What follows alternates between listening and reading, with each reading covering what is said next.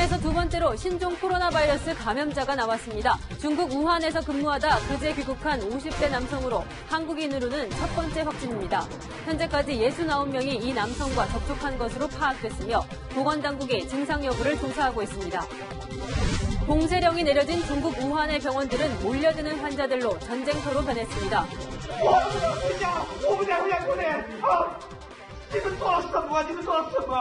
정부는 교민 500여 명을 전세기로 철수시키는 방안을 검토하고 있습니다. 조국 전 법무장관 기소와 청와대 하명 수사 의혹, 검찰 보복 인사 논란 등으로 검찰과 청와대가 연일 충돌하고 있습니다. 오는 7월 공수처가 출범하면 윤석열 검찰총장이 첫 번째 수사 대상이 될 것이라는 관측이 나오고 있습니다. 여당에서 연일 임종석 전 대통령 비서실장의 총선 출마를 요청하고 있습니다. 오늘 채널A 기자와 만난 임 전 실장은 이미 해놓은 말이 있다며 쏟아지는 러브콜을 일단 거절했습니다. 단독 보도합니다. 군부대가 예비군 훈련장에 건축 폐기물과 쓰레기를 1000톤 넘게 무단 투기한 사실이 드러나 경찰이 수사에 나섰습니다. 단독으로 보도합니다. 위성 차량이 몰린 고속도로는 하루 종일 가다서다를 반복했습니다. 위성길 정체를 가중시키는 잦은 차선 변경의 영향을 분석합니다.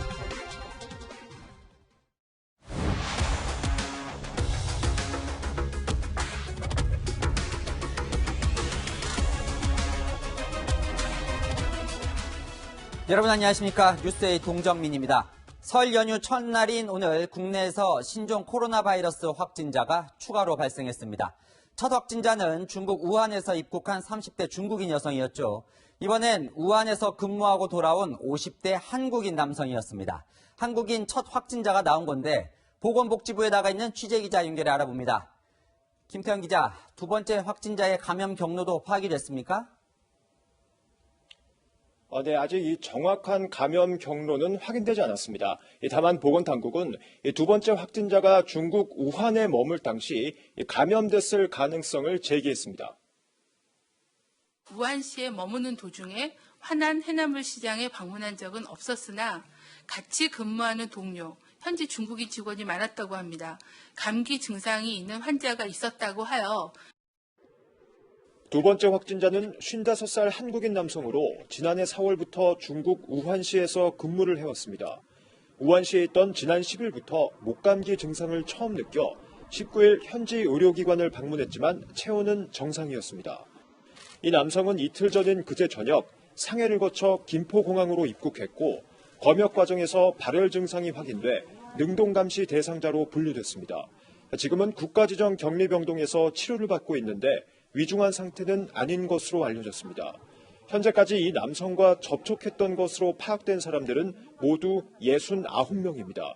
승객 56명, 공항 직원 4명, 자택 이동 중 택시기사 1명, 엘리베이터 동승자 1명과 가족 2명, 보건소 직원 5명입니다. 보건당국은 우선 이들에 대해 증상이 있는지 파악 중이며 능동 감시를 진행 중이라고 밝혔습니다. 또 추가 접촉자 파악에 나서고 있습니다. 두 번째 확진자가 지역사회로 이동한 만큼 보건당국은 국내 추가 감염 가능성에 바짝 긴장하고 있습니다. 특히 확진자와 동승했던 택시기사의 감염 여부에 따라 큰 고비를 맞을 수 있다는 관측이 나옵니다. 지금까지 보건복지부에서 채널A 뉴스 김태형입니다. 앞서 보신 대로 두 번째 확진자는 중국 우한을 출발해 김포공항에 입국을 했는데요. 곧바로 격리 조치가 되지 않아 바이러스 전파 가능성이 우려되는 상황입니다. 비행기에서 이 남성 앞, 뒤 3열 내에 앉았던 이 밀접 접촉자들도 걱정입니다. 이어서 이다혜 기자가 보도합니다. 두 번째 확진자는 김포공항 입국 검역장에서 발열과 인후통 증상이 확인됐습니다. 하지만 곧바로 격리되진 않고 능동 감시 대상으로만 분류됐습니다. 능동 감시는 소재지를 파악해 관할 보건소가 대상자의 증상을 계속 확인하는 건데 활동을 제한하지는 않습니다. 두 번째 확진자는 그제 저녁 입국했고 어제 오전 보건소를 찾아 바이러스 검사를 받았습니다. 최소 12시간 바이러스를 전파하고 다닐 수 있었던 겁니다. 환자는 공항에서 택시를 이용해 자택으로 이동하였고 이후 자택에서만 머물렀습니다. 함께 비행기에 탑승했던 승객들도 문제입니다. 이 두 번째 확진자는 중국 상해를 경유해 이곳 김포공항으로 입국했는데요. 확진자가 타고 온 항공기에는 300명 정도가 탑승했던 걸로 알려졌습니다. 특히 확진자의 좌석을 중심으로 앞 3줄과 뒤 3줄, 총 7줄에 앉은 승객은 밀접 접촉자로 보는데 이들에 대한 바이러스 전파 가능성이 우려됩니다. 현재까지 확인된 접촉자 69명에는 탑승객뿐 아니라 택시기사, 엘리베이터 동승자와 가족 등 지역사회 인원까지 포함됐습니다. 신종 코로나 바이러스의 공기 중 전파 가능성은 낮지만 메르스보다 전파력은 높은 것으로 전해지고 있습니다. 감염 환자를 치료했던 중국 수도 의과대 연구팀에 따르면 일부는 하얗게 보이는 염증 부분이 점점 심각해졌다고 밝혔습니다. 또 위중했던 환자들 대부분은 노인이나 만성질환자, 비만한 사람들이었다고 설명했습니다. 채널A 뉴스 이다혜입니다. 이번 바이러스로 설 연휴가 반갑지만은 않게 됐습니다. 춘절을 맞아 10만 명이 넘는 중국인이 방문할 예정이라 방역이 비상인데다 2차 감염을 막기 위해 일부 병원들은 입원 환자 면회를 전면 금지하기 시작했습니다. 커지는 국민들의 불안감을 이지훈 기자가 취재했습니다. 입원 병동으로 통하는 입구가 차단선으로 가로막혔습니다. 신종 코로나 바이러스 2차 감염을 막기 위해 입원 환자와의 면회를 금지한다는 안내문도 내걸렸습니다. 입원 환자 면회가 전면 금지되면서 보안요원이 병동 입구에서 방문객들을 돌려보내고 있습니다. 일부 병원에선 발열이나 기침 증세가 없더라도 중국 우한시에 다녀온 환자들은 당분간 진료 예약을 받지 않기로 했습니다. 내래 오시기 전에 다 이제 모니터를 해서 이제 그런 여행력이 있으신 분들은 미리 전화해서 외래 일정을 저희가 조금 조절해드린다던가. 중국 최대 명절인 춘절 연휴가 신종 코로나 바이러스 확산의 최대 고비가 될 걸로 보입니다. 일주일 동안 13만 명의 중국 관광객이 입국할 예정이어서 시민들의 불안은 확산되고 있습니다. 혹시 감염된 중국인들이 무차별하게 많이 돌아다니며 어린아이들이나 면역력이 약한 사람들에게 감염이 될까? 명동이나 이게 큰 밀집 지역 같은 경우에는 많이 교류할 수 있는 부분이 있으니까요. 그래서 이제 개별적으로 이제 예방 차원에서 이게 마스크라든지 뭐 이런. 보건당국은 2차 감염을 막기 위해선 철저한 위생 관리와 함께 야외 활동을 할 때는 반드시 마스크를 착용하라고 당부했습니다. 채널A 뉴스 이지훈입니다. 봉쇄령이 내려진 중국 우한시는 아비규환입니다. 병원에 가지 못한 사람이 쓰러지는 영상이 SNS에 올라오고 시민들 간 싸움이 벌어지고 있습니다. 인근 도시까지 봉쇄했지만 이미 바이러스가 중국 대부분 지역으로 퍼졌습니다. 베이징 권호혁 특파원입니다. 사람들로 발디딜 틈 없는 우한의 한 병원. 진료 순서를 기다리다 지친 사람들이 울부짖습니다.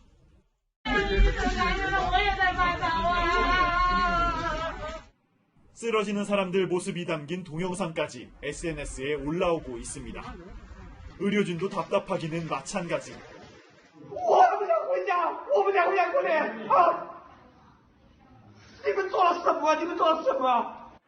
병원은 이미 포화 상태지만 환자들은 끊이지 않습니다. 병상이 부족해 천막으로 세운 임시병동까지 등장합니다. 这个事现在远远比你们想象当中要严重，知道吗？真的非常非常严重。看这里边，现在这是医院里边已经是什么样了。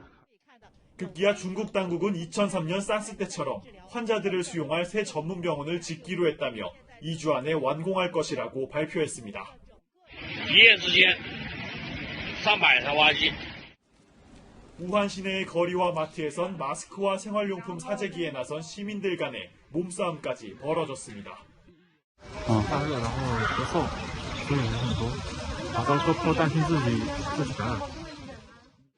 중국 내 확진자가 급속히 늘면서 우한뿐 아니라 후베이성 인근 도시로 봉쇄령은 확대되고 있습니다. 베이징 내 춘절 관련 활동은 전면 취소됐고 자금성 등 주요 명소도 당분간 문을 닫습니다. 중국 당국은 시민들에게 춘절기가 외출이나 모임 등을 자제해 줄 것을 당부했습니다. 베이징에서 채널A 뉴스 권호혁입니다. 네, 이렇게 중국 우한을 덮친 신종 코로나 바이러스는 사스 때처럼 박쥐에서 유래했습니다. 이게 사람에게까지 전파된 이유가 야생동물을 먹는 중국인들의 식습관 때문이라는 지적이 나옵니다.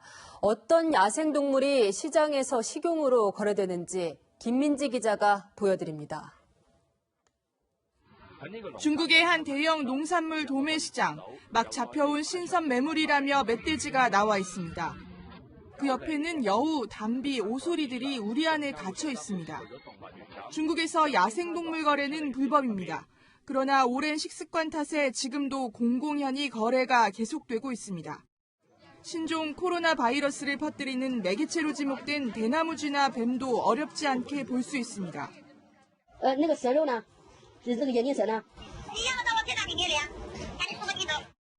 가장 많은 환자가 발생한 우한의 수산시장에도 야생동물을 파는 가게들이 있었습니다.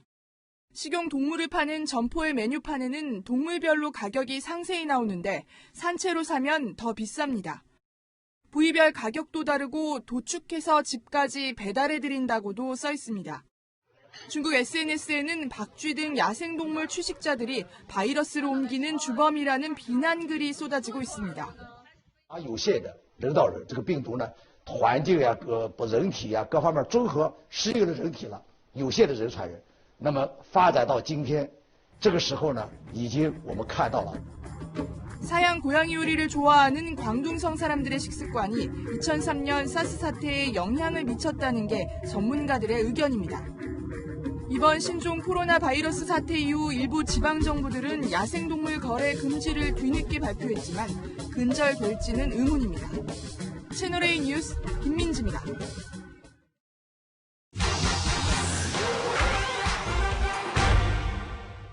사실만 짚어드리는 팩트맨입니다. 신종 코로나 바이러스 감염 확진을 받은 국내 환자 2명은 모두 중국에서 비행기를 타고 국내로 입국했죠. 설 연휴를 맞아 비행기 여행을 떠난 분들 많으실 텐데 바이러스 감염 위험을 낮출 수 있는 비행기 좌석이 있다는 말 들어보셨나요? 특히 창가 쪽 자리에 앉으면 감염병에 걸릴 확률이 낮아진다는데 사실인지 따져보겠습니다. 비행기의 공기순환 시스템에는 고효율 필터가 있어서 미세한 바이러스도 대부분 걸러냅니다.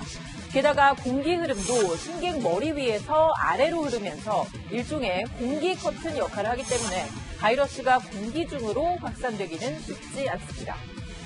메르스 같은 경우에는 환자분들이 비행기를 탄 적이 여러 번 있지만 한 명도 비행기 내 전파 사례가 확인된 적은 없거든요. 확진 환자의 앞뒤 자리나 옆에 앉은 승객이 아니면 기내에서 감염될 확률은 3%도 안 된다는 연구 결과도 있는데요. 하지만 바이러스 감염 환자가 기내에서 이동할 가능성도 고려해야겠죠. 자기 자리를 벗어나서 이렇게 자주 돌아다니는 승객일수록 환자와 접촉할 가능성은 커질 수밖에 없습니다. 미국 에모리 대학 연구진에 따르면 비행기의 창가 쪽에 앉은 승객보다 이 통로 쪽에 앉은 승객이 기내에서 한 번 이상 이동한 비율이 2배 가까이 된다고 하는데요. People who are in a window seat, don't have people exposed to that or aren't being exposed to other passengers passing back and forth in the aisle. 따라서 바이러스 감염 가능성을 줄이려면 창가 쪽 자리에 앉는 편이 더 안전하다는 이야기는 사실에 가깝습니다. 통로 쪽 자리라도 기내에서 손을 청결히 유지하고 마스크를 쓰면 감염 위험 낮출 수 있다는 게 전문가들의 조언입니다. 이상 팩트맨이었습니다.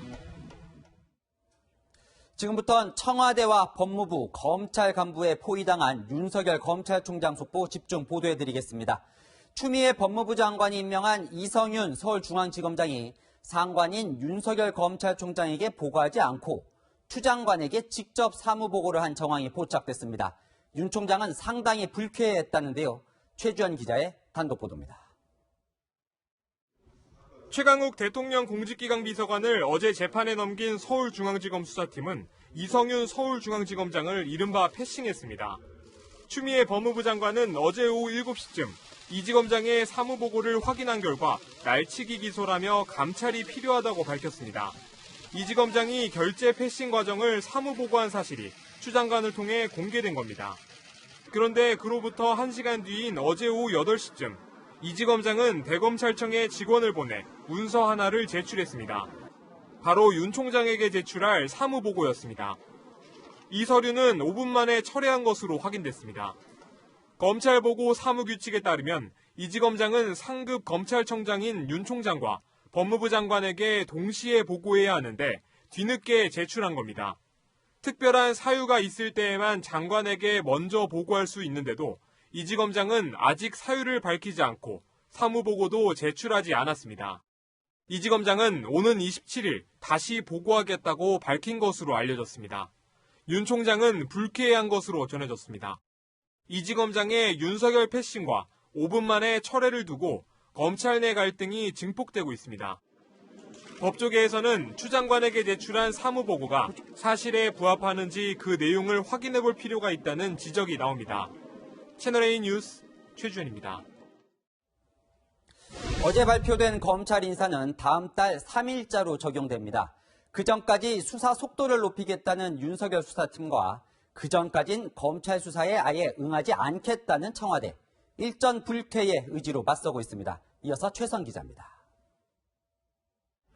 유재수 전 부산시 경제부시장에 대한 특별감찰 중단 사건을 수사 중인 검찰 수사팀은 백원우 전 대통령 민정비서관을 조국 전 장관의 공범으로 기소한다는 방침입니다. 앞서 검찰은 조 전 장관을 직권남용 권리행사 방해 혐의로 불구속 기소했습니다. 검찰 수사팀은 조만간 백 전 비서관 기소와 관련해 검사장 결재를 올릴 예정입니다. 다음 달 중간 간부 인사 이동으로 수사팀 구성에 변화가 생기기 전에 청와대 수사를 마무리 짓겠다는 건데 검사장이 결재를 해줄지는 미지수입니다. 해당 검사장은 고기영 신임 서울 동부지검장으로 최강욱 공직기강 비서관 기소 결재를 하지 않은 이성윤 서울중앙지검장과 함께 이번에 새로 임명됐습니다. 청와대는 윤석열 검찰이 언론 플레이를 하고 있다며 검찰 수사에 응하지 않고 있습니다. 최근 검찰은 청와대 하명 수사건으로 공직선거법 위반 혐의를 받고 있는 이광철 대통령 민정비서관에게 모두 3차례 출석 요구서를 발송했는데 아직 응답을 받지 못했습니다. 조 전 장관 아들의 허위 인턴 확인서 발급 논란에 연루된 최강욱 대통령 공직기강 비서관도 검찰로부터 출석 요구조차 받지 않았다며 소환에 불응하고 있습니다. 저는 피의자로 입건되어 조사받은 사실이 전혀 없으며 출석 요구를 받은 적도 없습니다. 검찰의 청와대 압수수색은 15일째 집행되지 않고 있는데 청와대는 압수수색 거부 사유서도 제출하지 않고 있습니다. 채널A 뉴스 최선입니다. 계속되는 갈등에 여권에선 윤석열 검찰총장의 거취와 관련해 압박 수위를 높이고 있습니다. 일각에선 신설된 공수처의 1호 수사 대상으로 윤 총장이 될 수 있다는 관측까지 나옵니다. 김윤정 기자가 취재했습니다. 윤석열 검찰총장이 궁지에 몰렸습니다. 최강욱 공직기강 비서관은 윤 총장을 고발한다고 했고 추미애 법무부 장관은 윤석열 검찰을 감찰하겠다고 했습니다. 윤 총장이 직권을 남용하고 피의 사실을 공표했다는 이유에서입니다. 향후 출범하게 될 공수처의 수사를 통해 저들의 범죄 행위가 낱낱이 드러날 것으로 기대합니다. 최 비서관이 어제 공수처를 통한 범죄 규명 의지를 밝힌 만큼 윤 총장이 공수처 수사 대상 1호가 될 수 있다는 관측도 나오고 있습니다. 고발 사건과 감찰 모두 일단 검찰이 맡게 됩니다. 하지만 7월 공수처가 생기면 수사 중인 윤 총장 사건은 공수처 요구가 있을 경우 공수처로 넘겨야 합니다. 공수처는 판검사에 대한 수사권과 기소권을 모두 갖고 있기 때문입니다. 윤 총장에 대한 청와대 평가에도 변화가 감지되고 있습니다.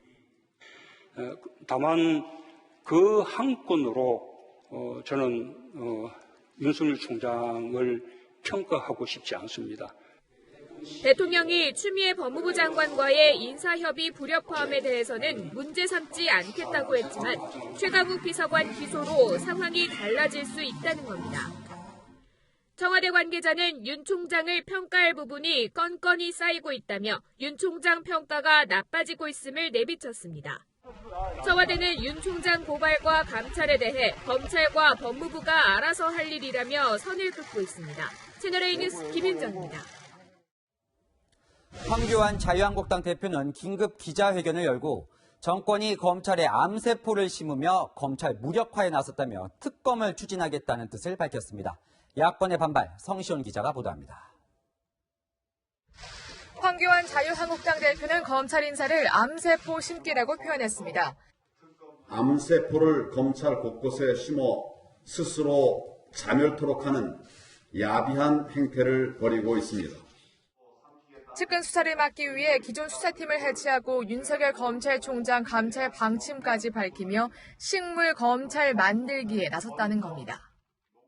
인사권, 감찰권 등 국민이 부여한 국정 권한을 오직 측근 구제를 위해 남용하고 있는 것입니다. 황 대표는 사법방해가 극에 달했다며 2월 임시국회에서 특검을 추진해 정권의 권력 사유화를 막겠다고도 했습니다.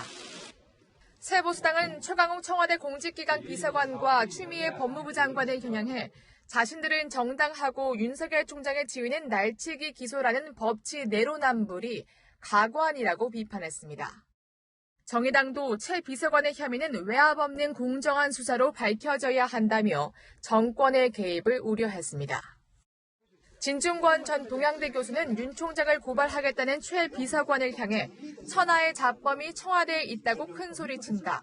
윤석열 고발은 퍽치기 등의 글을 연달아 올리며 쓴소리를 이어갔습니다. 채널A 뉴스 성시온입니다.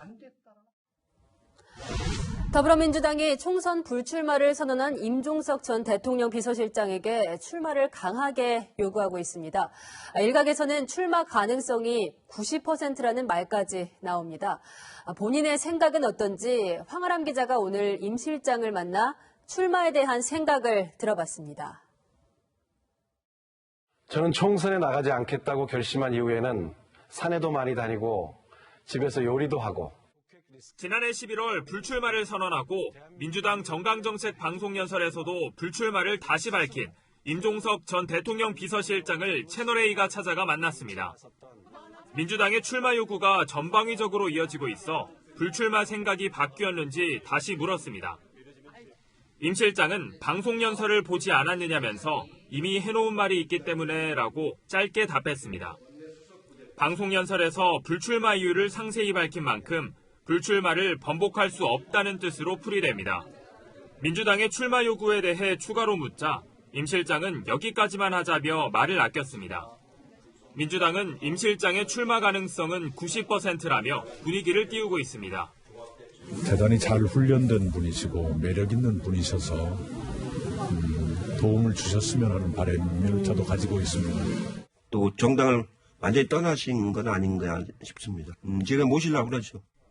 한국당은 검찰 인사와 임 전 실장 출마설을 연관짓습니다. 검찰 수사가 임종석 실장에게 이제 미치지 못할 거라는 어떤 확신이 서자 출마설을 여기저기서 조직적으로 흘리고 있다. 그러면서 임 전 실장이 검찰 소환에 불응하고 있는 것을 비판했습니다. 채널A 뉴스 황아람입니다. 이번 총선에서 거물급 정치인들의 빅매치가 예상되는 서울 3대 승부처가 있습니다. 정치 1번지 종로와 여야 중진 의원 지역구인 동작을 그리고 광진을입니다. 일찌감치 출마를 선언한 여야 인사들 설을 앞두고 전통시장을 돌았습니다. 황수연 기자가 따라가 봤습니다. 이낙연 전 총리가 출마를 선언한 종로를 찾았습니다. 버스와 지하철을 갈아타고 시장에 도착한 이 전 총리는 자신을 알아보는 상인들과 반갑게 대화를 나눕니다. 준비한 양반. 예. 아이고, 텔레비보다 더 잘생겼네. 텔레비보다 더 젊게 보이죠. 황교안 한국당 대표에게 경쟁을 제안했지만 답은 없는 상황. 상대 후보가 정해지기 전 부지런히 지역을 돌며 눈도장을 찍습니다. 많이 가세요. 많이 가세요. 서울 동작을 수성에 나선 나경원 자유한국당 의원은 설맞이 장을 보며 지역 민심을 듣습니다. 아니 이거 10,000원 아니에요 이거? 5,000원이에요. 5,000원 그럼 하나 더 주세요. 이걸로. 민주당에서는 강희용 지역위원장이 2년 넘게 지역을 관리해왔지만 다른 후보 공천 가능성도 거론됩니다. 추미애 법무부 장관의 지역구인 광진을은 민주당이 전략지로 꼽은 곳입니다. 한국당에서 일찌감치 이 지역을 선점한 오세훈 전 서울시장은 과일 가게와 미용실을 부지런히 다닙니다.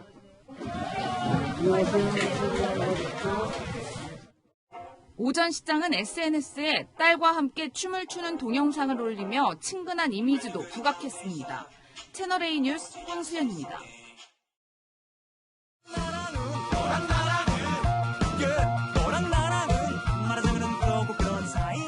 네, 여랑야랑 시작합니다. 이재명 기자, 가볼까요? 네. 지금 듣고 계신 노래는 김창완 씨와 아이유가 부른 너의 의미라는 노래인데요. 오늘 67번째 생일을 맞은 문재인 대통령이 자신의 생일 축하곡으로 직접 부른 노래입니다. 네, 오늘 문 대통령이 라디오 프로그램에 깜짝 출연을 했죠? 예, 김창완 씨가 진행하는 라디오 방송과 전화 연결을 했습니다. 어머님 안 계신 첫 명절이잖아요. 어머니의 부재가 더 아프게 느껴집니다. 엄마 정말 사랑해요 라는 말이라도 한번 제대로 한 적이 있었나 싶습니다. 네, 문 대통령 어머니가 돌아가신 게 지난해 10월이었던가요? 네, 이제 석 달쯤 지났는데 라디오 방송에서 어머니에 대한 그리움을 강하게 표현했습니다. 제가 살아서 전에 꼭 어머니 고향으로 모시고 가겠다고 약속을 드렸었는데 했던 약속을 지키지 못했습니다. 네, 문 대통령이 남북 문제에 애정이 큰 게 어머니 영향이 큰 것 같아요. 그래서였을까 오늘 진행자가 지난해 가장 아쉬운 점이 뭐냐 이렇게 묻자 문 대통령은 이렇게 답했습니다.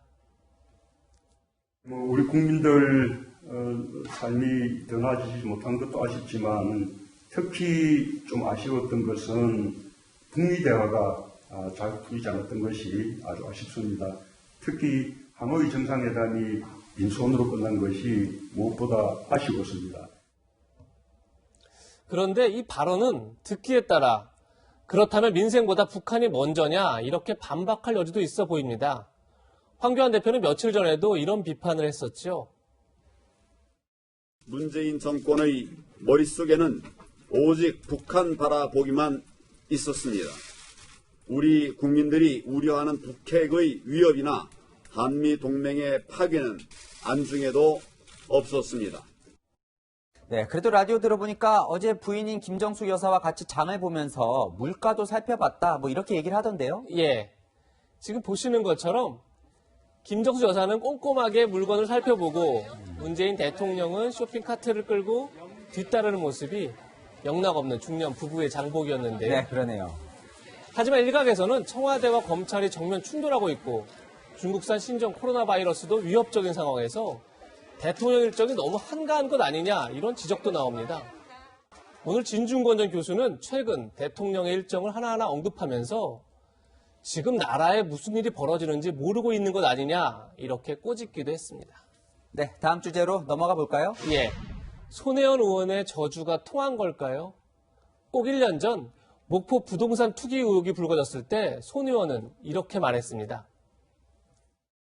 배신의 아이콘인 박지원 의원을 상대할 그럴 정치인들이 눈에 띈다면 제가 그분을 돕겠습니다.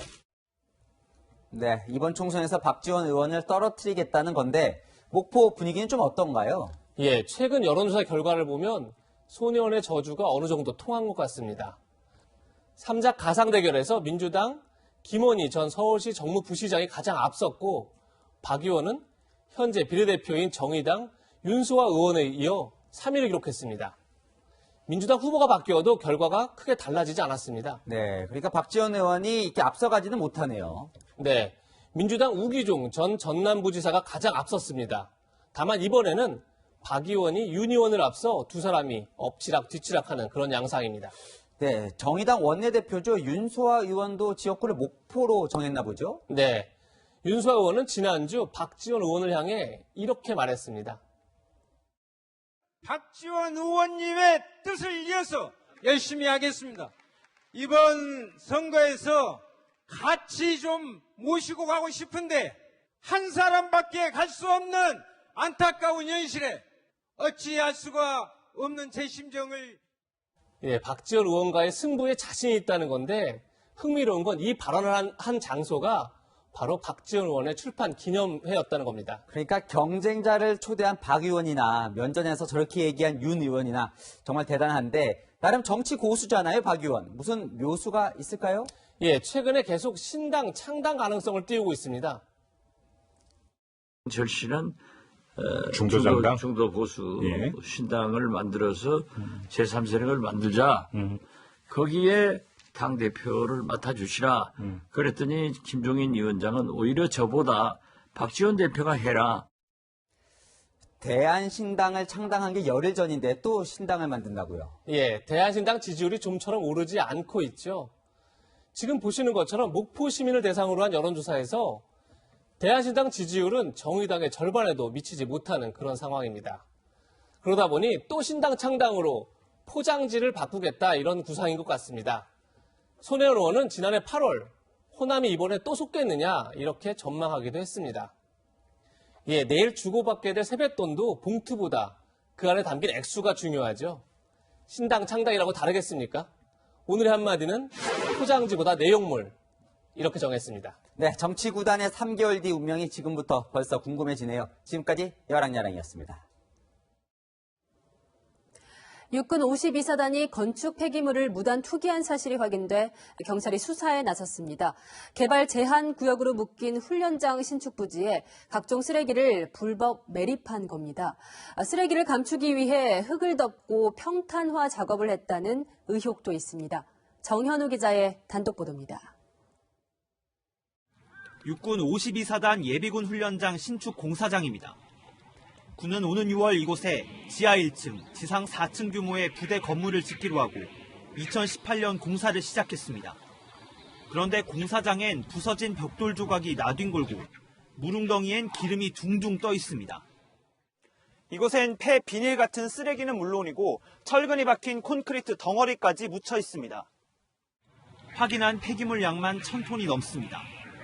관할 구청은 군이 예전 건물을 허문 뒤 남은 폐기물을 불법 투기한 것으로 보고 경찰에 수사를 의뢰했습니다.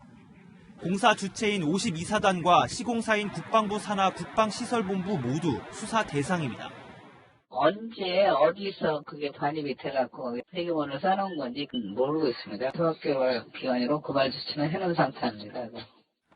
특히 폐기물을 매립한 곳에 흙을 덮고 평탄화 작업까지 한 것으로 드러나면서 불법 투기 사실을 은폐하려 했다는 의혹도 제기됐습니다.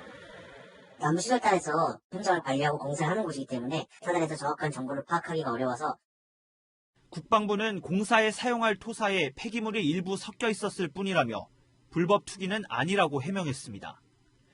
논란이 일자 국방부는 뒤늦게 폐기물 수거 업체를 선정한 뒤 설 연휴가 끝나는 대로 폐기물을 수거하겠다고 밝혔습니다. 채널A 뉴스 정현우입니다. 지난해 크리스마스 자택에서 모자 간 막장 다툼까지 벌인 한진그룹 일가. 사과문을 발표했지만 실제로는 어머니 이명희 고문의 선택에 따라 그룹이 쪼개질 위기에 놓였습니다. 황규락 기자가 내막을 취재했습니다.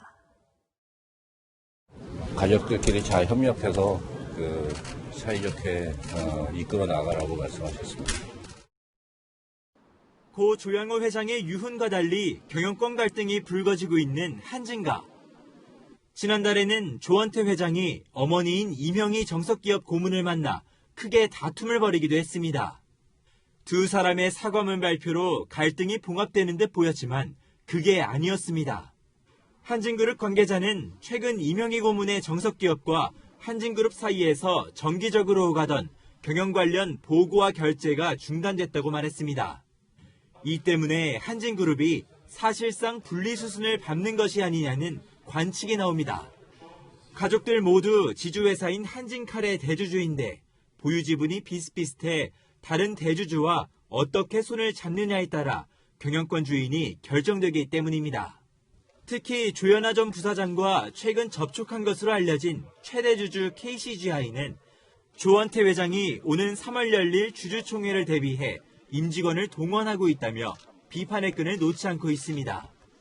가족 갈등에 대주주의 경영권 참여 요구가 이어지는 한진. 또 다른 대주주인 국민연금의 역할론까지 겹쳐 한진의 경영권이 어디로 갈지 복잡해지고 있습니다.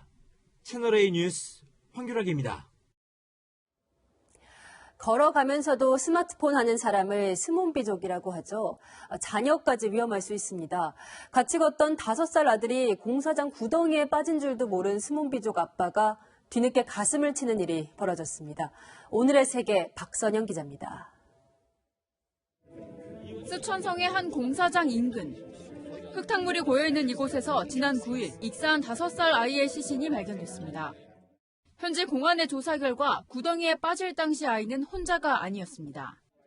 바로 곁에 아빠가 있었지만 스마트폰에 정신이 팔린 아빠는 아들이 없어진 줄도 몰랐습니다. 当时我就是回了朋友几条微信，然后我就没有注意到，一抬起头来就找不到了。 어른이 한눈 파는 사이 아이가 저수지에 빠지는 등 불의의 사고가 잇따르면서 현재 언론들은 각별한 주의를 당부했습니다. 서커스 공연을 마친 코끼리가 시내로 나왔습니다. 놀란 사람들이 달려와 코를 붙잡고 다리에 줄을 매달아 잡아당겨도 보지만 역부족입니다.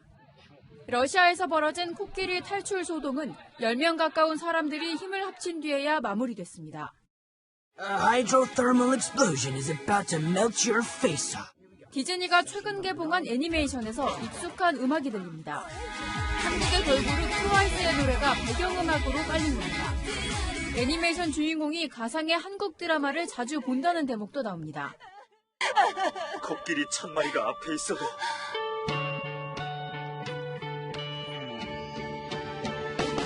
난 밀어낼 수 없어. 전 세계를 사로잡은 K컬처 바람이 디즈니에서도 확인되고 있습니다. 채널A 뉴스 박선영입니다. 오늘부터 시작된 설 연휴를 군 장병 10명 중 8명은 부대에서 보내게 됩니다. 운 좋게 고향에 가게 된 전방부대 병사들은 마냥 설레지만 전방이 워낙 산골이라 고향 가는 길이 아직도 쉽지만은 않다네요. 박소연 기자가 취재했습니다. 빛도 들지 않는 캄캄한 새벽. 강원도철원 최전방 지피부대 병사인 정창영 상병의 고향길 대장정이 시작됩니다. 민통선 밖으로 나갈 수 있는 유일한 수단은 이 군 버스인데요. 여기 앉는 순간 아주 만감이 교차합니다. 정상병은 버스를 갈아타고 다시 지하철을 이용해 용산역으로 향합니다. 기차를 타고 광주역에 도착해서는 다시 버스와 택시를 번갈아 타야 고향집이 나옵니다. 몇 시간 걸렸는지 알아요? 지금이 17시 30분이니까 무려 11시간 30분입니다. 부모님께 드릴 건강식품을 챙긴 병사는 속초부대에서 울산까지 내려갑니다.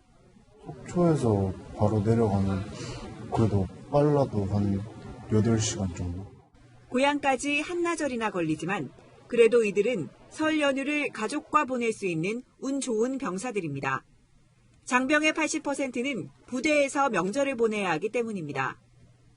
군은 명절과 상관없이 휴가자 인원을 병력의 5분의 1로 제한하고 있습니다. 때마침 설날 이제 연휴 때 집 내려가게 돼가지고 그래서 이제 부모님한테 감사하는 의미로 홍삼을 사게 됐어요. 지금 되게 좋은 기분이에요. 지금 기분이 너무 좋아가지고. 고향으로 가는 길은 멀지만 병사들의 마음은 설렘으로 가득합니다. 채널A 뉴스 박수인입니다. 내일 아침 세뱃돈은 다들 준비하셨나요? 모바일 시대에는 세뱃돈 트렌드도 다르다는데 조현선 기자가 소개합니다.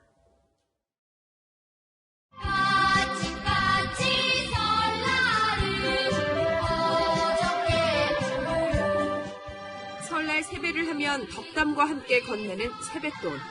이번 설에는 세뱃돈을 어떻게 준비하고 있는지 시민들에게 물었습니다. 네, 현금으로 준비했어요. 봉투에 일일이 하나씩 담아가지고 아이들 수대로, 어른 수대로. 계좌이체로 해서 드리려고 생각 중이에요. 받을 수 있다면 괜찮은 방법인 것 같아요. IT 기술이 발전하고 스마트폰이 필수품이 되면서 세뱃돈 풍속도 변하고 있습니다. 신권을 찾아 헤매는 대신 모바일 송금 서비스로 세뱃돈을 보내는 겁니다. 상대방의 계좌번호를 몰라도 전화번호만 알면 송금이 가능해 시간을 절약할 수 있습니다. 이 세뱃돈 준비를 위해 은행에 왔는데요. 이렇게 돈을 출금하고 이 돈을 담을 봉투를 사고 나니 5분이 넘게 걸렸습니다. 반면 모바일은 11초면 송금이 완료됩니다. 계좌에 돈이 없어도 신용카드를 이용해 세뱃돈을 보내는 것도 가능합니다. 다만 카드사는 악용 방지를 위해 하루 송금 한도를 10만 원, 송금 횟수를 2회로 제한했습니다. 세뱃돈과 명절 선물을 간편 결제 앱으로 주고받는 경우도 늘면서 서비스 이용자는 지난달 대비 32%나 증가했습니다. 이런 가운데 한국은행은 설 연휴를 앞두고 지난해보다 571억 원 늘어난 5조 6천억 원의 화폐를 공급했습니다. 기업들의 급여와 설 보너스 지급, 세뱃돈 수요 등이 늘었기 때문으로 분석됩니다. 채널A 뉴스 조현선입니다.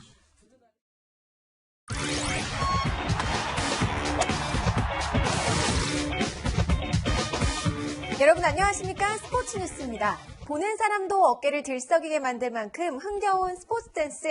그런데 휠체어를 타고도 그 스텝 그대로, 그 흥겨움을 그대로 전해주는 팀이 있다고 하는데요. 어떤 팀인지 염정원 기자가 만나봤습니다. 시각장애를 가진 주인공이 완벽한 템포를 추는 이 장면. 영화사에 빼놓을 수 없는 명장면입니다. 여기에 또 하나의 명장면이 있습니다. 휠체어를 타고 리드미컬한 음악에는 우아한 춤을, 강렬한 라틴 음악엔 열정적 댄스를 선보이는 이들, 휠체어 댄스 스포츠 선수입니다. 최문정은 국내외 대회에서 수상 경력이 화려한 18년차 베테랑. 휠체어로 리듬을 타는 건 그야말로 체력 싸움입니다. 정신 건강에도 이만한 게 없습니다. 좌절해서 집에만 있는 분들이 너무 많으시긴 한데 조금 용기 내서 밖에 나오게 되면 이렇게 충분히 장애인분들이 할 수 있는 종목이 많기 때문에. 입문한 지 1년도 안 돼 각종 대회에서 수상한 최수민의 4고전 전공은 힙합 댄스. 힙합이랑 너무 다른 장르이기 때문에 기본적인 움직임이 너무 달라서 파트너와의 호흡 맞추고 같이 텐션을 맞추는 게 조금 힘들고. 휠체어 댄스 스포츠는 이렇게 중심을 잘 잡도록 특수 제작된 휠체어와 두 선수 간 완벽한 호흡으로 이루어지는 스포츠입니다. 열정과 노력으로 만들어진 휠체어 위의 스포츠 댄스. 그 어떤 춤사위보다 아름답습니다. 채널A 뉴스 염정원입니다. 오늘 귀성길 어떠셨나요? 추위는 덜했지만 미세먼지 때문에 답답하셨을 텐데요. 내일은 대기 상태가 조금 나아지겠습니다만 일부 서쪽 지역은 대기가 정체되면서 경기 남부와 충청, 전북은 미세먼지 나쁨 단계를 보이겠습니다. 지금 동해안에 내리고 있는 비는 밤이면 대부분 그치겠고요. 일부 동해안은 내일 아침까지 이어지겠습니다. 밤사이 눈비가 얼어서 도로가 미끄러운 곳이 많겠습니다. 내일 아침 성묘길 조심 운전 해주시기 바랍니다. 설 당일인 내일은 전국이 대체로 구름 많겠고요. 제주도는 오후부터 비가 내리겠습니다. 내일 아침 기온 살펴보시면 서울이 1도, 대구 4도, 부산 9도로 오늘보다 높게 출발하겠고요. 낮 기온은 서울이 10도, 대구 11도, 부산 12도로 온화하겠습니다. 내일 남해상과 제주도 전해상 물결이 최고 4m로 높게 일겠고 바람도 강하겠습니다. 귀경길 여객선 이용객들은 운항정보 확인하시기 바랍니다. 일요일에는 영동과 제주에 연휴 마지막 날 월요일에는 전국에 비가 오겠습니다. 날씨였습니다. 요즘은 이런 차별 없어졌다지만 그래도 여전히 명절 스트레스 받는 사람 많나 봅니다. 스트레스 받으면 먹는다는 매운 음식 매출이 설 연휴에 3배 늘었다는 배달앱 통계도 있고 명절 연휴에 심장마비 환자가 더 많다는 연구 결과도 나왔습니다. 스트레스 줄이기 위해 명절 밥상에서 결혼, 취업 같은 잔소리뿐만 아니라 정치적인 단어들도 피하자는 얘기까지 나왔습니다.